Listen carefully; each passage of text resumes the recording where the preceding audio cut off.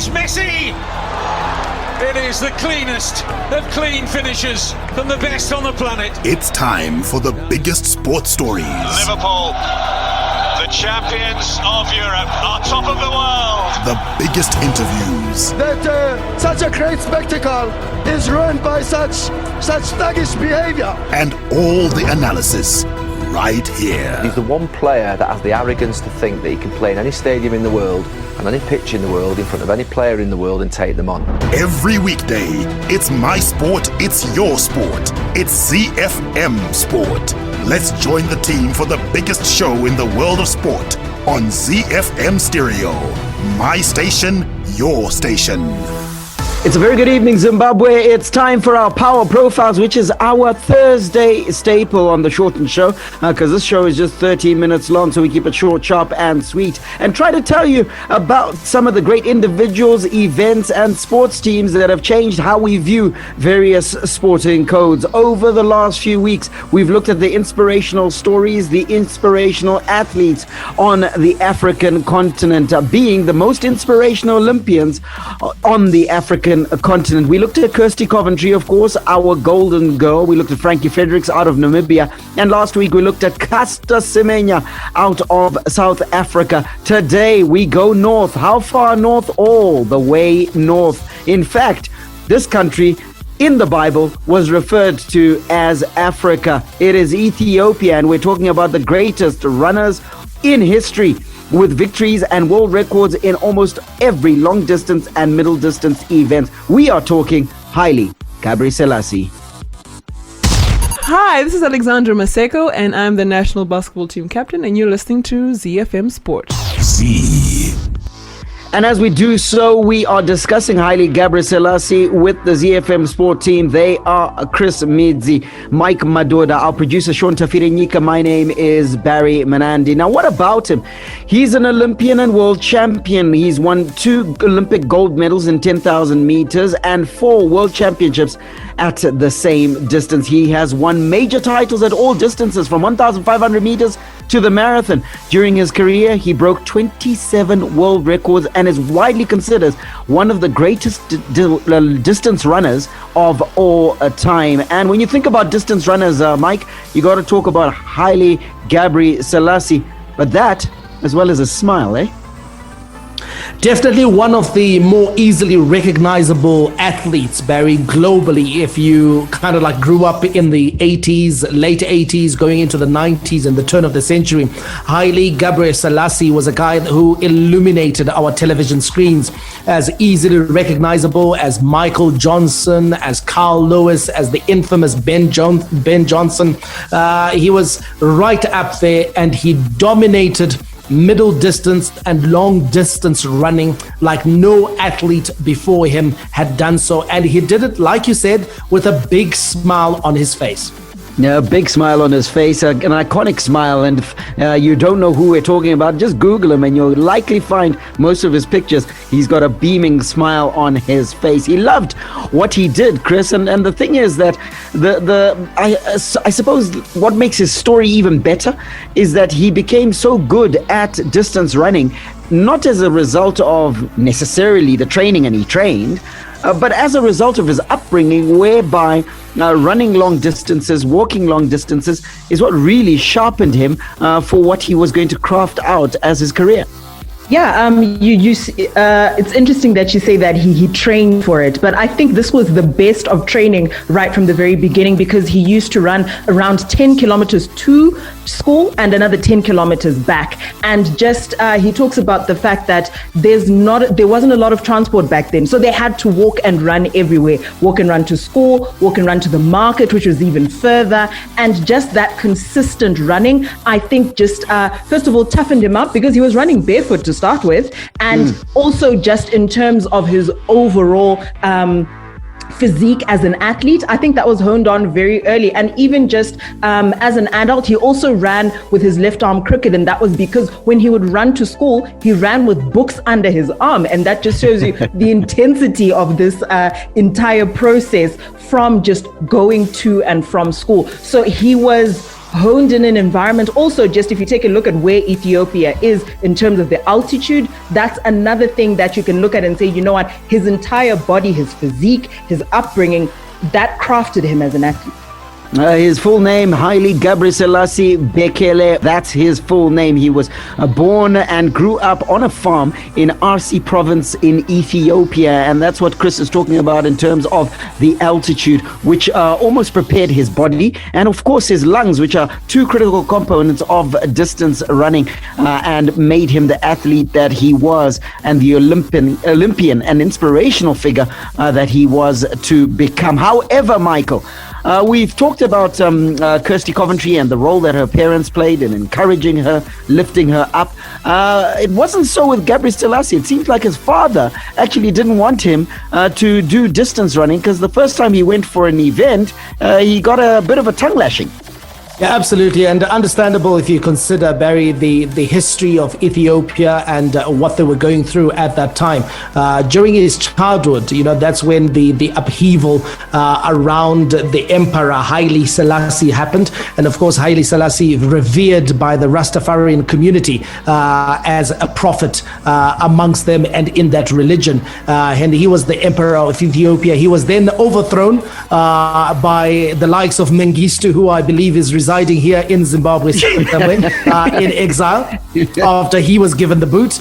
But then it was a time where Ethiopia was going through upheaval, economic, social, political. The country was not well off. It was not well to do. Then the country also got ravaged by a famine. I think it's a famine that became world famous. We all saw the images in newspapers, on television, the hungry, dying children. So in that environment, it was understandable that his father would want his son to aspire for an academic career, because it was all about doing something that you thought would give your son the best chance of escaping that quagmire that was Ethiopia, something that would give him a livelihood that would stick with him for decades. So when the father would look at athletics, for example, and sports, he didn't see that as the ticket out of that quagmire, as the ticket out of poverty. And so it is understandable that his father did not encourage him in that direction. But then it speaks, Barry, of his mental fortitude as an individual, as an athlete, that he didn't need external motivation. He could motivate himself to do things. And I'm really taken in by the story where I think he went to participate at a race in Addis Ababa. He found out that the race was cancelled, but then there was a marathon that was going on, and he decided that he was going to participate in that marathon, even though he had just been practicing for the 10,000 meters. Now, there was a half marathon, so this was an extra 16.2 kilometers that he was running. He didn't do well, but the experience stood him in good stead for the career that he was to have. So he's a guy that didn't need the external motivation. He was self-motivated. And of course, that race being his first exposure to competitive running. And it's interesting that you talk about his mental fortitude, Mike, because you look at it, apart from academia, his father also wanted him to pitch in with the farm. Big family he came from, because he had 5 brothers and 4 sisters, and all of them were expected to work the land, assist on the farm, and all sorts. And one of their only luxuries was a radio. He heard the 1980 Moscow Olympics, and from there he was hooked. He made a promise to himself that he wanted to win an Olympic gold medal, and it was the Ethiopian runner at the 1980 Olympics. I think his name was Mirutsi Yifta, who he heard participating in the 10,000 meters, that made him think to himself, that's the event I want to compete in. And in truth, he was true to his word. And if we look at that word, when he started competing in competitive events, Chris, it couldn't be in Ethiopia. He had to jump onto a plane for the first time, go to Europe, and start his journey in what we would know him for. So yeah, he had to literally get on a plane and go to Antwerp, Belgium, and he competed in the World Cross Country Championships. And this is a top event for your amateur runners. It's sponsored by the IAAF. And that big breakthrough is essentially what I think exposed him first of all, but also gave him that belief. And in 1992, he actually won the junior world title at 5,000 and 10,000 meters. The next season, he won his first world championship title, taking the 10,000 meter title in Stuttgart. And he went on to win 4 consecutive world titles at that distance. That was 93, 95, 97, and his final one in 1999 at Seville. So it was that opportunity, the exposure, and just having that belief that really just catapulted him through. Well, the reason he's on this show, Mike, is for his Olympic exploits, and those 2 gold medals in the at 10,000 meters, him breaking records and being a notable athlete who inspired a generation, inspired others to aspire for distance running, and really raised not only the Ethiopian flag but the African flag, is why we certainly look at this man as being an inspirational figure. It was his Olympic feats, and at the Olympics is where he really came into his own. Yeah, absolutely. And it's not just because he participated at the Olympics or he won gold medal, but he won the gold medal in style. You go to 1996, Barry, where he claimed his first gold medal in that 10,000 meter event. He actually set a new Olympic record in that event. And then 4 years later, he was able to defend that Olympic title in that very same race. And he became only the 3rd man after Emil Zatopek and Lars Viren to successfully defend the 10,000 meter title when he narrowly beat his arch rival, the great Paul Tagat of Kenya, by a fraction of a second after a blistering last 200 meters. And he was known for that blistering finish, wasn't he, where he would put on the afterburners and with a big smile on his face, he would literally just outrun the competition on the field. So he was absolutely fantastic. And you know, at the Olympics, that's what the crowds love. They love the cheerful competitors. They love the guys that compete with the spirit of sportsmanship. And that's the one thing that Haile Gebrselassie managed to do over the years, not just at the Olympics, but at the different races that he ran. He was a firm crowd favorite.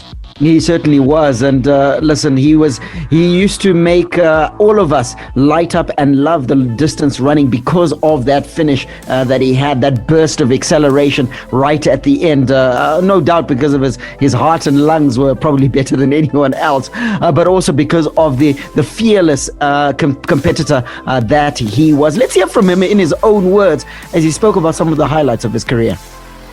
I broken 27 world record, 2 Olympic medal gold, 4 times world championship, and another 4 times world indoor championship. I can say I'm a successful man. My most memorable achievement was in 1995 Zurich, when I broke my 5,000 meters record for 2nd time. That was amazing. I cut the time nearly 11 seconds from the previous record. That was a big margin. I did just maybe 250 competition, a whole of my athletics career. Most of them just finishing first position. That was very cool. And those highlights wouldn't necessarily be highlights, would they, Chris, if it wasn't for the rivals that he had to beat out? Mike talked about Paul Tagat there, and listen, there were very many more, especially in the latter years when the youngsters were coming up. So we actually saw a lot more competition for him towards the end of his career. And one of the athletes I think who stands out is Kenenisa Bekele, who was actually one of Haile Gebrselassie's mentees. And they both competed in the 10,000 meters at the 2004 Athens Olympics. Bekele won the gold medal, and Gebrselassie, who had actually injured his Achilles tendon, came in 5th. And I think it's around that point where he decided, you know what, it might be time for me to step away from the track and actually get into marathon running, when he saw this new generation of athletes who were now beating him, especially in terms of his time, where we knew previously he'd had a huge margin in terms of his time. And one of the things that happened, Barry, is that I think as he got older, that blistering finish that we knew from him just wasn't there anymore. And I think it was a function of age and also a function of some of the niggles and the injuries that he picked up as he grew older. So he couldn't put on the afterburners. And if you've watched middle distance running, especially your 5,000 meters, even 1,500, 5,000, your 10,000 meters, it's really about winning the race in the last 400 meters, especially against your rivals, because you're going to be there, you're going to be in a group, you're going to be bunched up, and then it's about those that are able to conserve their energy and really put on the afterburners in the last 200 meters that get over the line first. And when the likes of Bekele stormed onto the scene, and they were younger, they had reserves of energy, they had a stronger finish, a stronger kick, he knew that he couldn't stay competing at that top level.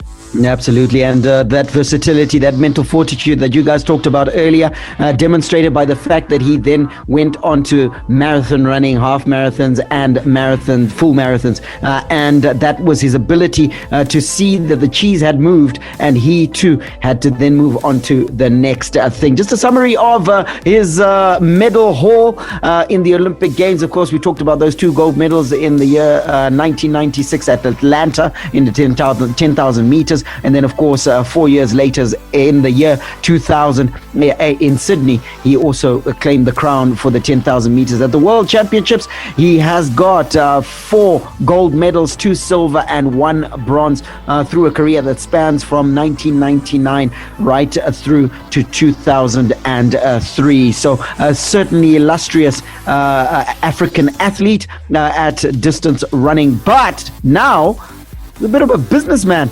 And quite a good one at that, Chris. We actually started seeing him make quite a few investments towards the end of his career. He started investing, first of all, in tourism. He opened up some villas and resorts in Ethiopia. And then he also went on to get to operate a Hyundai dealership in Addis Ababa. And he also has some farming interests, which he always talks about as some of his favorite investments. He's a coffee farmer in Ethiopia. He employs over 1,800 people. So it's a pretty big operation, and he's done quite a bit, especially in that community. I think is just really poignant for me, the fact that he went there, made majority of his investments back into Ethiopia. Yeah, and makes the majority of his money now out of Ethiopia. That's absolutely fantastic. I understand also his coffee estate is distributed by Starbucks Reserve. So that is certainly some good business acumen, as it were, for Gebrselassie. And here he is speaking about how he took what he learned from sport into business. What's the connection? You know, both needs hard work, both needs needs attention. In sport, you want to be number one. You want to be a winner. The same thing, for in a business, always want to be top. For example, in business, in sport, if you are number one, you get the money what 9 people get. I want to give you, just a good example. The Dubai Marathon.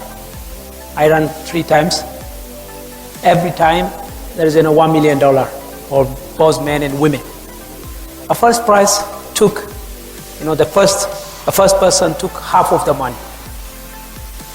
The rest half distribute for 9 people from position 2 up to position 10.